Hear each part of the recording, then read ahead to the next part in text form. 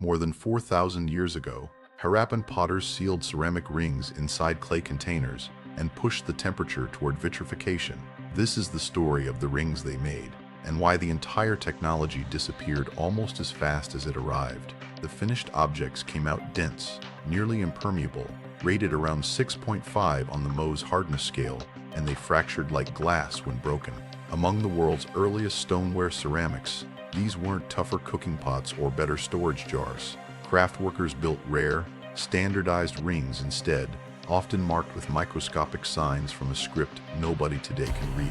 And new research suggests their firing equipment may have managed dangerous internal pressure while doing it. Then, around 1900 BCE, the cities changed, workshops dissolved, and this exact technology vanished. Someone didn't just forget a recipe.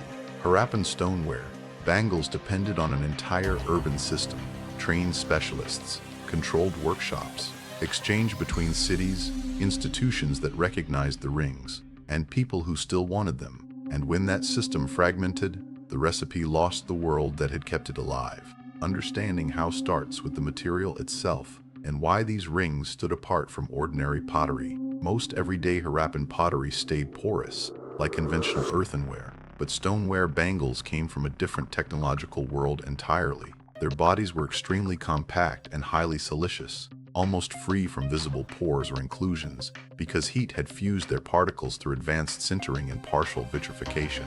The result looked like melted stone, which is exactly where the modern archaeological name comes from. Colors ranged from red, gray, pinkish, to nearly black, recording changes in oxygen during firing and cooling. Most rings followed a narrow internal diameter, somewhere between 5.5 and 6 centimeters, and that consistency creates a real puzzle.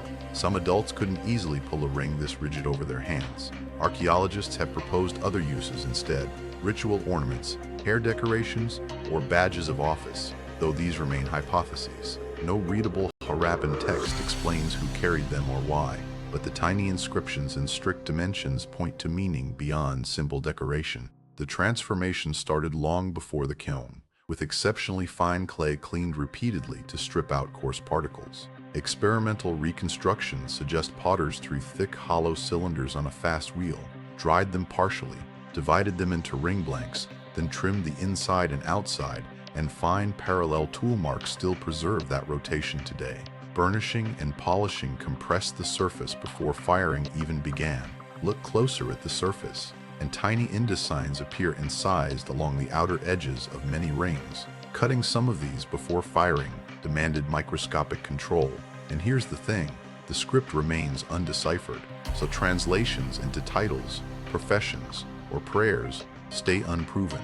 The safest conclusion is simpler than any of that. Craft workers combined standardized form, specialized material, and controlled writing into one object, which made every successful ring expensive in labor, even when the clay itself was local.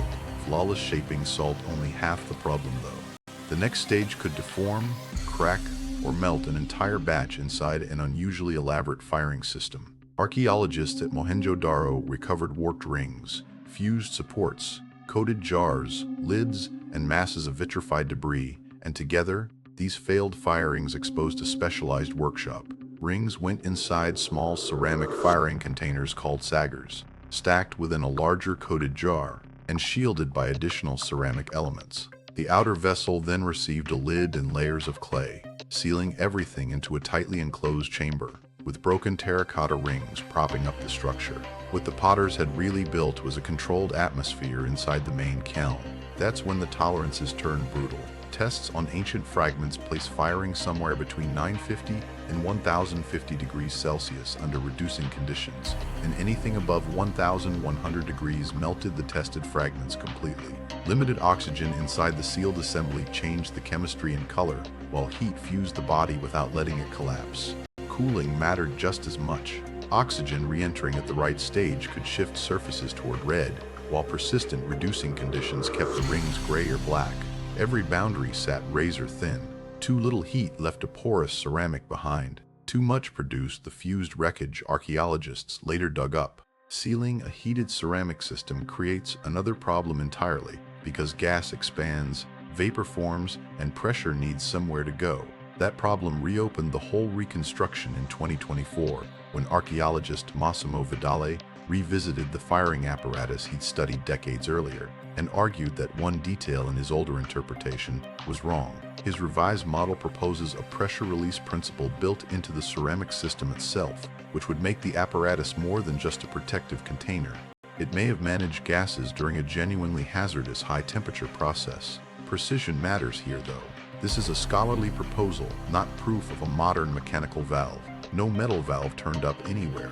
The evidence is damaged ceramic components, how they were arranged, and firing physics, and replication still needs to test the model properly. Another clue points toward control of a different kind. Unicorn seal impressions were applied around the firing vessel's closure at Mohenjo-daro, so opening the container broke the seal, which may have signaled supervision, authentication, restricted access, or ownership. The exact purpose stays uncertain, but clearly someone cared enough to close, mark, and monitor what was inside. Control inside one workshop still can't explain how the rings moved between cities, and that's where chemistry delivers the next surprise. Back in 1992, James Blackman and Massimo Vidale compared 60 ancient bangles using instrumental neutron activation analysis, testing for 29 elements and using 22 of them in the final comparison. The samples split into two distinct compositional groups tied to Harappa and Mohenjo-daro. All 28 bangles recovered at Mohenjo-daro landed in its own chemical group, and so did 10 bangles excavated at Harappa. But the study found 0 Harappa-made bangles moving in the opposite direction. Production wasn't confined to one master workshop. Both cities ran their own specialized traditions, yet some Mohenjo-daro products still traveled roughly 600 kilometers north to a city already making its own supply. That doesn't look like simple demand for an unavailable product. It hints at exchange between institutions, status groups, or related communities, though the chemistry alone can't tell us which. Pause on what that actually means. Local clay became valuable through knowledge, labor, controlled firing, and social recognition. The raw material stayed common. The process made it rare. At Harappa, excavators recorded 198 stoneware pieces among 123,171 bangle fragments from Harappan phase deposits, about 0.16% of the total, while terracotta accounted for nearly 98%. Rarity, inscriptions, and monitored manufacture all point toward an elite or institutional role, but no deciphered text names a ruler, priesthood, guild, or state office behind any of it. Even the word bangle might mislead us, given the standardized diameter and the uncertain funerary record leaving their exact use unresolved. What actually mattered was that their value depended on an urban system recognizing them, and when that system fractured, the technology lost more than customers. Around 1900 BCE, major cities declined as populations and economic networks reorganized across South Asia. Writing dropped out of routine use. Long-distance connections weakened. Standardized urban forms changed, and several prestige technologies stopped altogether. None of this came from one dramatic invasion or a single disaster. A 2025 climate and hydrology study identified 4 severe droughts, each lasting more than 85 years across the Harappan transition, 3 of which affected more than 85% of the civilization's region. The worst one stretched roughly 164 years, cut annual rainfall by about 13%, and hit more than 91% of that area. That doesn't make climate the sole cause, but it shows water stress arriving as repeated, uneven pressure rather than one apocalyptic event. Communities adapted, migrated, changed crops, and carried on inside new regional cultures. Some high-temperature knowledge survived anyway.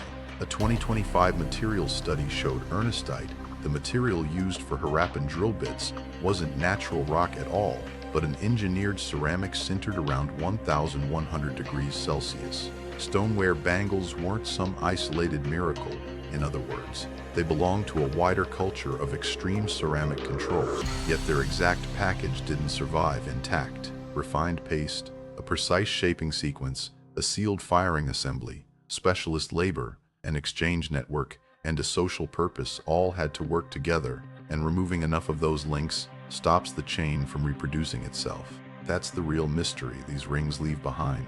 What vanished wasn't a recipe. It was the living system that made the recipe worth remembering.